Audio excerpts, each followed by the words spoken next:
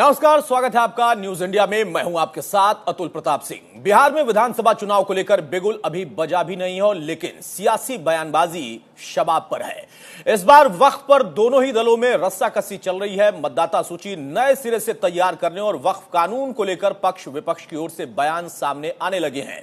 RJD नेता तेजस्वी यादव ने वक्फ कानून को कूड़ेदान में फेंक देने को लेकर बयान दिया। इसके जवाब में बीजेपी प्रवक्ता सुधांशु त्रिवेदी ने तेजस्वी यादव पर करारा हमला बोला और आरोप लगाए। इधर जमुई पहुंचे तेजस्वी यादव ने भाजपा और सुधांशु त्रिवेदी के आरोपों को लेकर जमकर पलटवार भी किया। उन्होंने खुद को भगवान कृष्ण का वंशज बताते हुए सवाल खड़े कर दिए। उन्होंने यह भी कहा कि धर्म और जाति को देखकर राजनीति नहीं चलने वाली है, लेकिन वक्फ कानून को लेकर तेजस्वी यादव के दिए कूड़ादान के बयान पर अब बीजेपी बुरी तरह से और पूरी तरह से हमलावर है। तो सियासत तेज हो गई है, लगातार बयानों का दौर चल रहा है। बात अब समाजवाद वर्सेज नमाजवाद तक आ गई है। बात यहां पर अब मुस्लिम वर्सेज हिंदू भी होने लगी है। वक्फ कानून का मुद्दा जो कि पिछले दिनों गरमाया था, लेकिन बीच में हल्का पड़ा था, लेकिन एक बार फिर से वो मुद्दा सबके सामने है। 2025 में होने वाला बिहार चुनाव इस बार दिलचस्प रहने वाला है, क्योंकि चुनाव तो दिलचस्प होते ही है। जब चुनावी लड़ाई आई तो आप देखिए कि बैठक किस तरीके से हो रही है, वार्ता किस तरीके से हो रही है, मुद्दों को हवा किसका और किस तरीके का देने का यहां पर एक जल्दबाजी वाला रवैया है। तेजस्वी यादव का जो बयान था, वक्फ को कूड़ेदान में डाल देंगे, इस पर बवाल मचा और इसका असर क्या पड़ेगा, यह सवाल उठा। बीजेपी ने इस बयान को नमाजवाद से जोड़ दिया है। अब यहां पर समाजवाद वर्सेज नमाजवाद हो गया। तो बिहार में वोटर्स को लुभाने के लिए नेता अपने अपने फायदे के लिए बयानबाजी कर रहे हैं। बीजेपी ने विपक्षी गठबंधन आरजेडी पर संविधान को शरिया के स्क्रिप्ट में बदलने और अपने नमाजवाद को छिपाने के लिए समाजवाद की आड़ लेने का आरोप लगाया है। बीजेपी ने राजद नेता तेजस्वी यादव को भी इस बात के लिए आलोचना की। अगर उनका गठबंधन बिहार में सत्ता में आता है तो संशोधित वक्फ अधिनियम को कूड़ेदान में फेंक देंगे। इसी पर लगातार लड़ाई और सियासत गर्म है। देश किसी के बाप का देश नहीं है, ये हम सबों का देश है। आप सब लोग, चाहे फखरुल्लाह खान हो या भगत सिंह, सब लोगों ने शहादत दी, तब जा करके हम लोगों को जो है आजादी जो है मिला।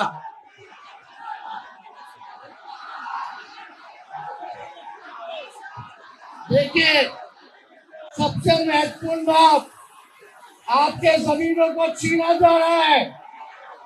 अब भाजपा सत्ता से जाने वाली है तो हम सब के गरीब, पिछड़ा, दलित, अति पिछड़ा, अल्पसंख्यक समाज के गरीबों का वोट का अधिकार भी छीनने का काम करने जा रही है।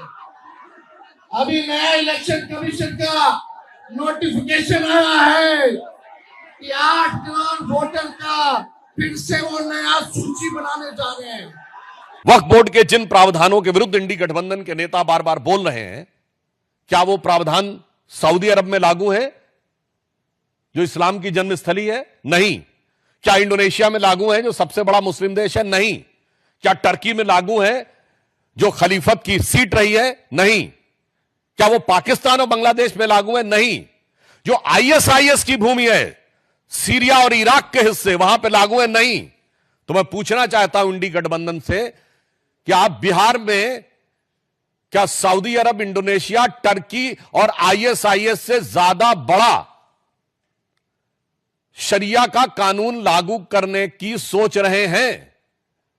हमें इस बात का सीधा और साफ जवाब चाहिए।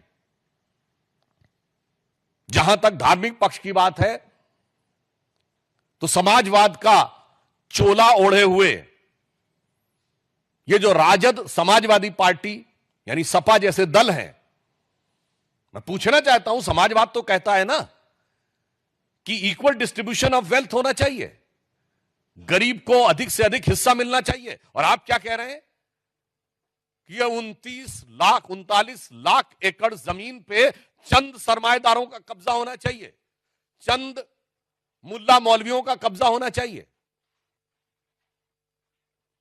यह एक सोची समझी व्यवस्थित मानसिकता है जो समाजवाद के विचार के बिल्कुल विरुद्ध है। और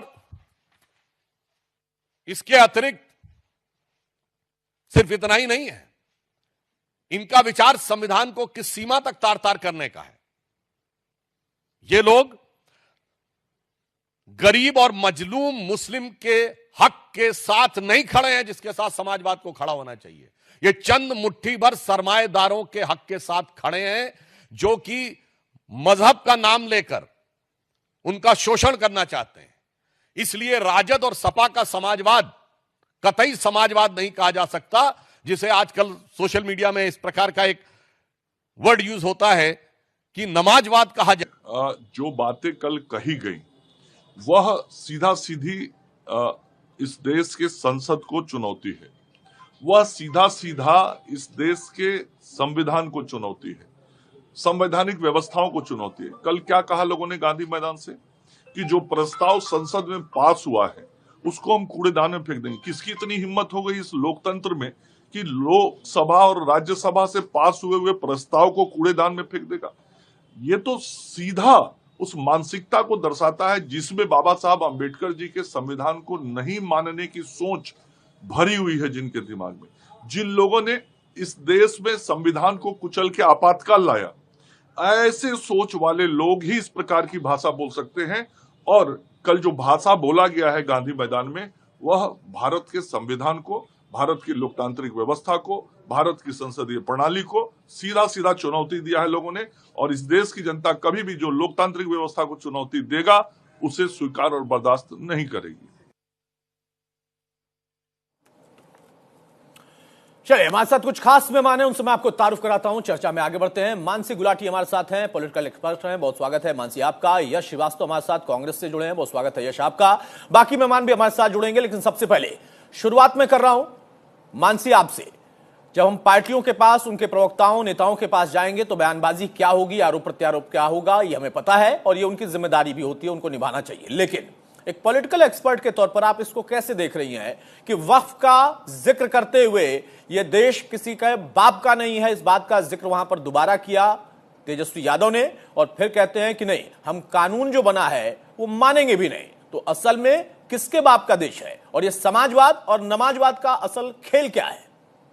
जी, अगर विपक्ष सत्ता में आना चाहता है तो उसको भाषा की गरिमा देखनी पड़ेगी। ये कूड़ेदान वाली भाषा का उनको सोचना पड़ेगा। कहीं ना कहीं लोगों के विश्वास को ठेस पहुंचाना है। जब भी चुनाव आते हैं तभी मंदिर और मस्जिद आते हैं। मेन मुद्दा बेरोजगारी, जो वहां पे आज तक लोगों के पास शिक्षा, बेरोजगारी, जो वहां पे खाने पीने की जो कमी है, मेन मुद्दा वो होना चाहिए। बल्कि ये नहीं होना चाहिए कि हिंदू मुस्लिम। और बिहार के लोग तो काफी एजुकेटेड होते हैं, बहुत ही पढ़े लिखे, बहुत ही समझदार होते हैं, तो मेन मुद्दा बेरोजगारी का होना चाहिए, ये मुद्दा नहीं होना चाहिए। नहीं, फिर भी ये मुद्दा है क्यों? फिर मैं जाऊं यश के पास। बिल्कुल वही मैं बोलना चाहती हूँ कि भाषा उनको सोच के बात करनी चाहिए कि इस तरह की भाषा लोगों को ठेस पहुंचाएगी, तो इस तरह की भाषा बिल्कुल भी यूज नहीं करनी चाहिए। और वैसे भी जब भी चुनाव होते हैं, भाषा की गरिमा ये लोग पॉलिटिकल नेता भूल जाते हैं, तो उनको भाषा की गरिमा रखनी चाहिए। ठीक है यश, पूरे इंडी गठबंधन को लेकर सवाल खड़ा हो गया। बीजेपी हमलावर है, तेजस्वी जो बयान दे रहा है वो बात अगर ये कहते हैं कि किसी के बाप का ये देश नहीं है तो बिल्कुल सही बात है भी नहीं, तमाम लोगों का देश है। लेकिन फिर जब कानून संसद से आएगा आप उसका विरोध कर सकते हैं, उस पर चर्चा कर सकते हैं, उसके बारे में जिक्र कर सकते हैं, लेकिन हम मानेंगे ही नहीं, ये कहना बड़ा अजीबोगरीब होगा। क्योंकि आप बहुत पुरानी पार्टी से हैं, आपकी पार्टी ने लंबे समय तक सत्ता पर राज किया है, आपके दौर में भी बहुत सारे ऐसे कानून बनाए गए, बहुत सारे फैसले लिए गए जिस पर विरोध हुआ, लेकिन कानून बना तो उसे मानना भी पड़ा लोगों को। अब आज के दौर में यह साफ तौर पर कहना कि नहीं, हम तो मानेंगे ही नहीं, सिर्फ राजनीति के लिए, वोट बैंक के लिए। अतुल जी, ये बताइए, इस बात का ये जो रोना मचा रखा है बीजेपी आरएसएस ने, इन लोगों ने कितने कानून माने? क्या बुलडोजर भारत के संविधान में कहीं है? क्या ये बात कहीं संविधान में है कि एक सिटिंग चीफ मिनिस्टर अपने मंच पे खड़े होकर सरेआम नफरत फैलाए? मैं मानसी जी से सहमत हूं कि जरूरी मुद्दे हैं देश के युवाओं का रोजगार, उनकी शिक्षा, उनका स्वास्थ्य। और ये जो भाषा हम सुन रहे हैं, बहुत दुख और शर्म की बात है कि सुधांशु त्रिवेदी जी जैसी घटिया कॉमेडी करने वाले आज भारत में सांसद बने बैठे हैं। क्यों कह रहा हूं मैं? क्योंकि ये नमाजवाद जो इन्होंने बोला है, यही बोल बोल के इन्होंने हमारे देश के सारे पड़ोसियों से कूटनीतिक रिश्ते खराब किए। और ये जो ऑपरेशन सिंदूर के बारे में आज नई हमें बात पता चली है हमारे ही मिलिट्री अधिकारियों से, उससे बचने के लिए ये एक नया सगुफा छोड़ दिया है भारत की राजनीति में। कुछ भी बक दो, बिल्कुल सही भाषा है मेरी, कुछ भी बक दो, ये बोलते नहीं है, बकते हैं, और उठा के उसको मीडिया में फैला दो, सोशल मीडिया पे चला दो। अभी तक जो आपने बोला, आप बोलिएगा, लेकिन मेरा ये मानना है कि आपकी पार्टी के बहुत सारे बुद्धिजीवी हैं जो वरिष्ठ हैं, उनका कहना है कि सुधांशु त्रिवेदी कम से कम बीजेपी के एक ऐसे प्रवक्ता हैं, सांसद हैं, जिनके ज्ञान पर, जिनके संवाद पर, उनके तर्क पर सवाल नहीं उठता है। आपने उनकी आलोचना की, चलिए मैं कहता हूं कि इसका भी आपको अधिकार है, लेकिन आपने तेजस्वी के किसी के बाप का देश नहीं है इसकी आलोचना नहीं की। अतुल जी, तो आप ये कहना चाहते हैं क्या कि किसी के बाप का देश है? मैं तो कह रहा हूं कि नहीं है, तो फिर मानेंगे तो ना कानून को। तेजस्वी जी ने भी फिर कानून तो नहीं, तो वो ये कह रहे हैं कि किसी के बाप का देश नहीं है, लेकिन हम कानून नहीं मानेंगे। तो क्यों माने ऐसा कानून? कैसा कानून? अतुल जी सुनिए मेरी बात, बोलिए, प्लीज बिना रोके सुनिए। बोलिए। देश के हर नागरिक को यही संविधान ये हमें अधिकार देता है कि हम हर अन्याय के खिलाफ आवाज उठाएं। चाहे कोई संसद में उसको कानून बना दे तो भी नागरिकों का अधिकार नहीं छिन जाता कि उसके,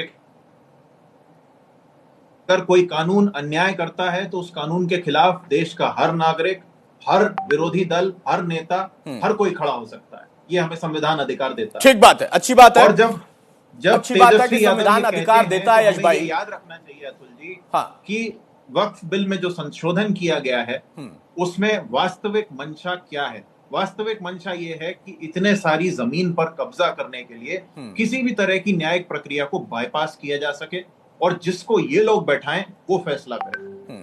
गहराई से सोचने की जरूरत है। और उससे भी जरूरी बात यह है कि आज इस समय देश का मुख्य मुद्दा ये नहीं है। आज देश का मुख्य मुद्दा है कि ऑपरेशन सिंदूर में हमारे जेट गए, हमारे लोग गए, पूंछ में क्रॉस फायर में हमारे नागरिकों पर गोली चली, उनकी जान गई, और सरकार ने उससे ध्यान भटकाने के लिए ये एक नया मार्केट में छोड़ दिया है।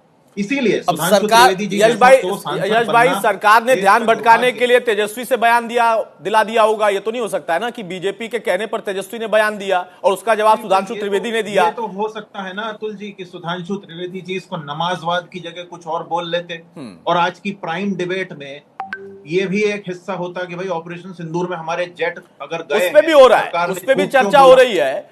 अब समस्या ये है ना कि तेजस्वी यादव के लिए जो है, तेजस्वी यादव के लिए एक मुद्दा है, कांग्रेस के लिए एक मुद्दा है, बीजेपी के लिए एक मुद्दा है, और तीनों चाहें कि नहीं हम उनके हिसाब से मुद्दे को चयन करें और उस पर चर्चा करें, ऐसा नहीं हो सकता। बहरहाल आप दोनों हमारे साथ बने रहिए। तेजस्वी यादव ने क्या कहा और उस पर क्या जवाब आया? डिप्टी सीएम विजय कुमार सिन्हा का बड़ा बयान उस पर आया है। बड़ी खबर यह है, तेजस्वी यादव जमीन से उठकर नहीं आए हैं, वो सीधे राजनीति में आ गए क्योंकि पारिवारिक एक उनका बैकग्राउंड है। तेजस्वी यादव के माता पिता पूर्व मुख्यमंत्री रहे हैं। विजय कुमार ये कहते हुए दिखाई दिए, उनका कहना है कि प्रकार का समझौता को कर सकते हैं। बिहार की जनता को कलंकित करने वाले जो लोग हैं वो बिहार के जंगल राज को फिर से वापस लाना चाहते हैं, उनके दौर का। ये बड़ी बात उन्होंने कह के तेजस्वी पर पलटवार किया है। सुनिए। देखिए, तेजस्वी यादव जी वो ऐसे राजनेता हैं जो जमीन से उठ करके नहीं आए हैं, जिनका माता पिता पूर्व मुख्यमंत्री रहे हैं, यही इनकी पहचान है। और ये सत्ता के लिए हर तरह के समझौता कर सकते हैं। और बिहार की जनता को आज कलंकित करने वाले लालू यादव उनके परिवार के लोग हैं। अरे जिसको लोकसभा में बहस हुआ, बहुमत से पास हुआ, उस संविधान संस्था का अपमान कर रहे हैं। जिसको संविधान में विश्वास नहीं, संवैधानिक संस्था का सम्मान नहीं, वो क्या संवैधानिक पद पर बैठने का योग्य है? ये तुष्टीकरण की राजनीति में अपने बिहार को बंगाल और बांग्लादेश बनाना चाहते हैं। देखिए, तेजस्वी यादव बहरहाल इस वक्त जो बयानबाजी है उसके पीछे की मंशा और मकसद क्या है ये बताने की जरूरत नहीं है। वो साफ है कि राजनीति है, चुनाव है, वोट बैंक है, जिसको जो सूट करता है वो उसके हिसाब से बयान देता है। बीजेपी कहेगी आरजेडी के लिए, इंडी गठबंधन के लिए, और वो पलटवार बीजेपी पर करेंगे कि वो नमाजवाद का जिक्र करके असल में माहौल बिगाड़ना चाहते हैं, मुद्दों से भटकाना चाहते हैं। मानसी, सवाल इस बात का है कि यश ने जो बात कही है कि अगर कोई कानून बनाया उसमें कोई गलती है, या कुछ कमियां हैं तो उस पर सवाल उठना चाहिए, अधिकार है, बिल्कुल सही बात है, उठना चाहिए। लेकिन सवाल तो इस पे भी उठना चाहिए ना कि जिस कानून का जिक्र करके वहां समाजवाद नमाजवाद पर बात आगे बढ़ गई, उस कानून के आने के बाद किन लोगों पर प्रभाव पड़ रहा है, वो जमीनें असल में किनके पास हैं, वक्फ का फायदा असल में क्या उन मुसलमानों को मिल रहा है जिसके लिए वक्फ की जमीन या वक्फ कानून होता है, उसका फायदा उनको दिलाने की बात होती है।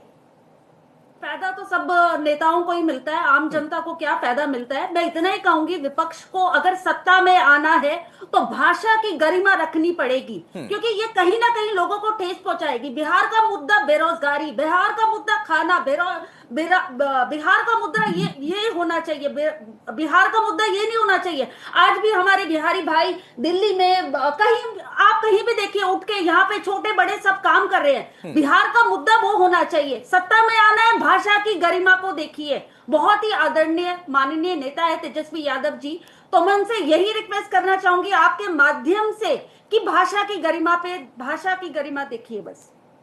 जो बात सुधांशु त्रिवेदी ने कही है उसको यश का यह मानना है कि वो कुछ भी बक देते हैं।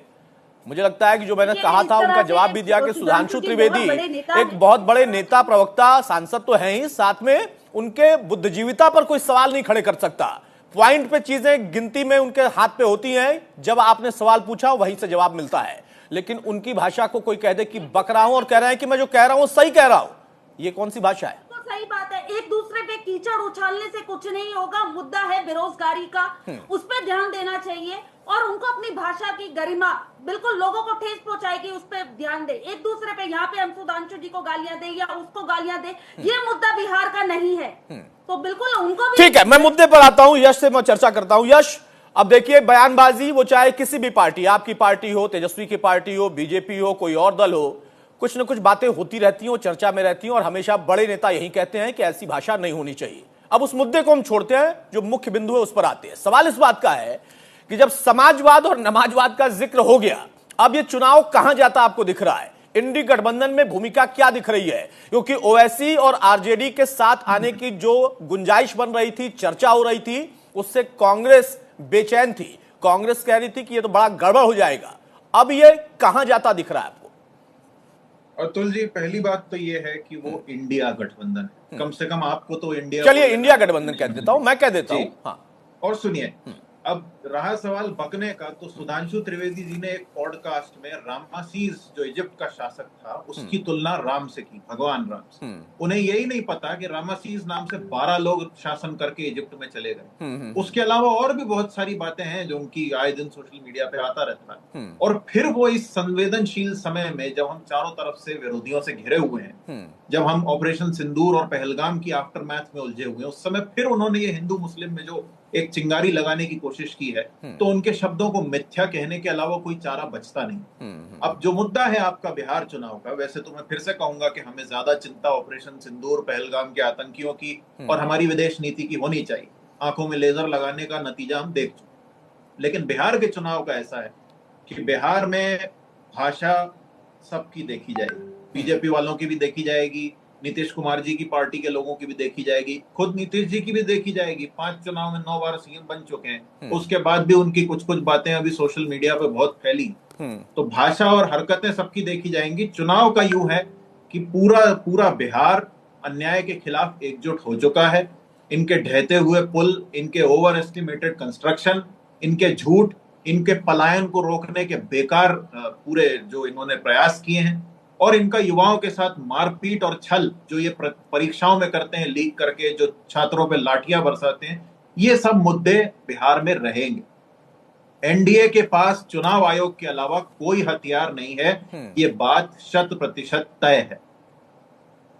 बिल्कुल सही बात है। तो उसका असर क्या आएगा? क्या कांग्रेस की भूमिका बड़ी हो जाएगी?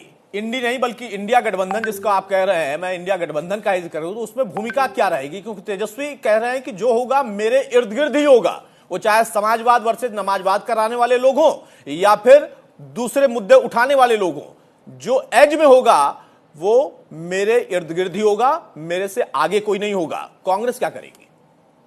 अतुल जी, बिहार के लोगों के लिए और किसी भी नागरिक के लिए ये मायने नहीं रखता कि कौन सी पार्टी शासन कर रही है।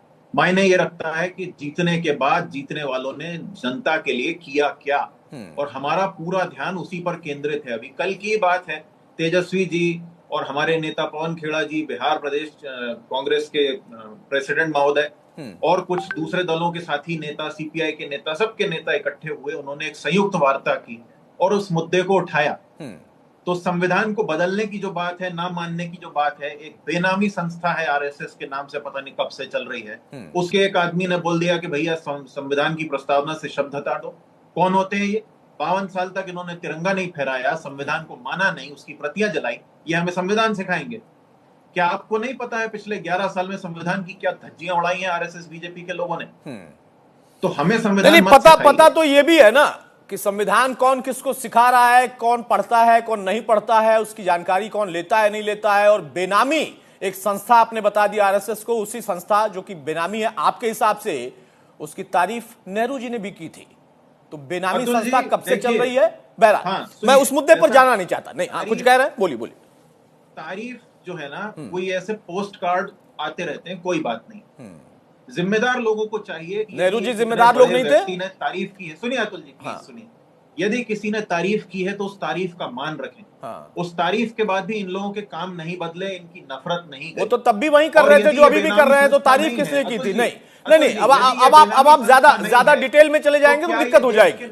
अगर उस वक्त उन्होंने तारीफ की थी तो आरएसएस तब भी यही करता था, अब भी यही कर रहा है। अतुल जी, पूरी बात सुनिए।